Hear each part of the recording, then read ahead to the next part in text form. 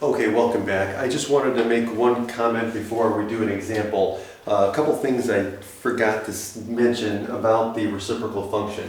One of the things is that the reciprocal function, if you look at the graph, is symmetric with respect to the origin. If you rotate this 180 degrees, you get the exact same graph. Therefore, it's an odd function. Okay, so this is an odd function. It's symmetric with respect to the origin. And again, so you can show that by, again, algebraically by replacing x with negative x. And if you do that, you get the opposite of the function. So again, so it satisfies the conditions for the algebraic proof. So that's about it. Oh, and it's also discontinuous. I mean, this is an obvious one, but we would also say that this is discontinuous at x equals 0. For obvious reasons that you can't have 0 in the denominator, okay, and because of the vertical asymptote. Okay, so let's do an example of how we would graph a reciprocal function. Okay, so using what we know, okay, so using these basic characteristics, let's graph a reciprocal function. So the one I'm going to use here, let's do this one. So let's do an example. We'll do two examples. Okay, so we're going to do f of x equals -2 over x. Okay, and so now what I'm going to do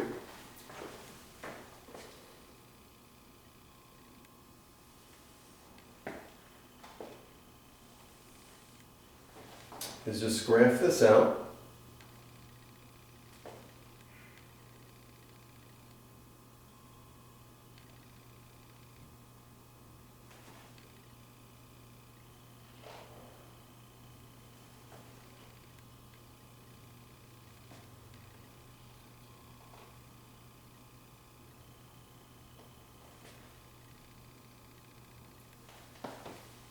Okay. So, first things first, we know that there's going to be there's going to be a vertical asymptote at x equals 0, and there's a horizontal asymptote at y equals 0. Okay, so this looks just like this. So we know that we're going to have an asymptote here, and we're going to have an asymptote there. Now, we know that it's a reflection of this, okay? And it's being multiplied by 2. So it's a vertical stretch, okay? So what's happening is all the y values are being doubled. So we know that this function here goes through 1, 1 and -1, 1. But since we're multiplying everything by 2, all the y values by 2, this is going to go from 1, 1 to 1, 2. And this is going to go from -1, 1 to -1, -2. Okay? Now, what's happening? Oh, hold on. Oh, it's also going to be reflected across what? It's going to be reflected across the x-axis, right? So it's taking all the y values and taking the opposite value. So these are going to be flipped. So this point is going to flip down to here. So this is going to go down to 1, -2. And this point here is going to flip up to -1, +2. And so now, what's going on? Since it's flipped, so now this point is in this quadrant. So we know that this graph will stay in this quadrant here. This point is in this quadrant, so we know the graph will stay in this quadrant. And the behavior, notice, as x gets, again, really big negative, it's going to get closer to this asymptote. As x gets really big negative this way, it's going to get, again, close to this asymptote. It's getting closer and closer to 0. But as x gets closer and closer to 0, it's getting what? Well, on the negative side, this is negative, when x is negative, this thing is becoming positive because a negative times a negative is positive. So this is going to go to positive infinity. So it's getting closer and closer here. And then again here, oh, hold on. I'm on the wrong side, like that. And so as we get closer to 0 on the positive side, well then this is going towards negative infinity. And so now if we put it together, we go through the dot, and it looks like that,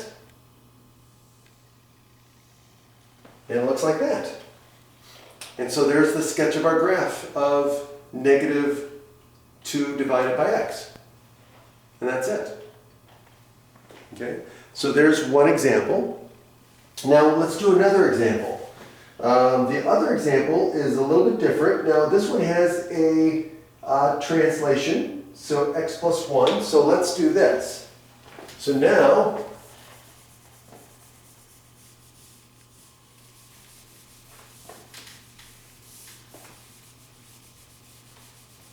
let's do this example. And let's graph f of x is equal to 2 over x plus 1.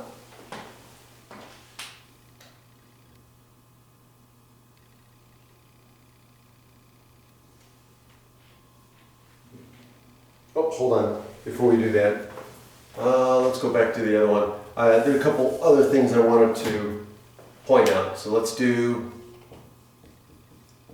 negative 2 over x. Okay, so let's go back to the graph.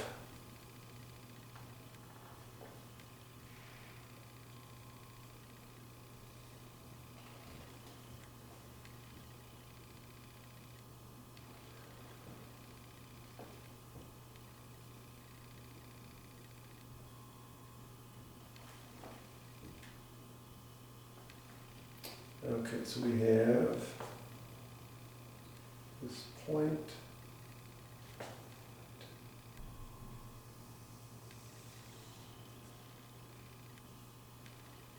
And we have this. Okay, a couple of those things here that I want to mention that are important is, let's talk about the domain. Okay, so in this case here, what's the domain?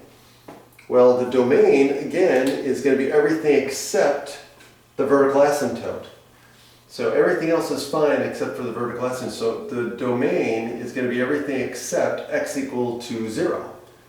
Okay, so again, you could write out the domain as negative infinity to 0, and then union 0 to positive infinity. Or you could just say all x such that x is not equal to 0. Okay. The range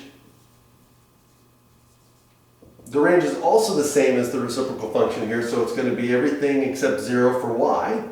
So it's going to be negative infinity to 0, union 0 to positive infinity for y. Or again, you can write it in set notation and say y such that y is not equal to 0.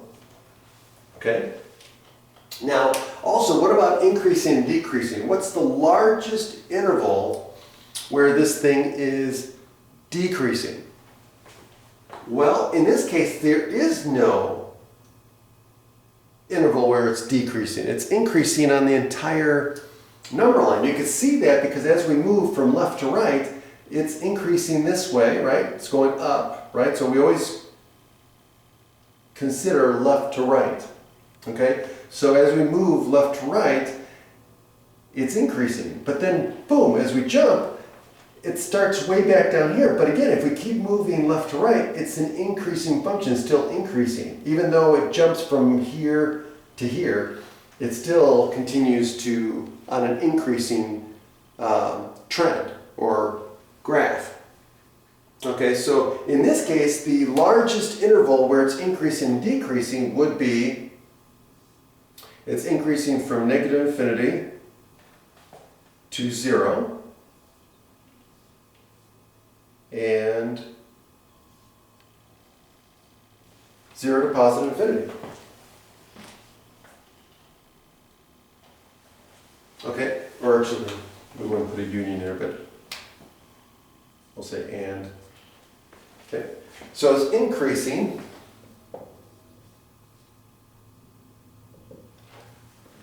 on the interval of negative infinity to 0 and also from 0 to positive infinity. Okay, and that's what I wanted to show you. Okay, so now, in the next example, I'll just stop here, but in the next example, I'll do another function and we'll add a translation in there and show you how that works with the asymptotes as well. Okay, have a great day.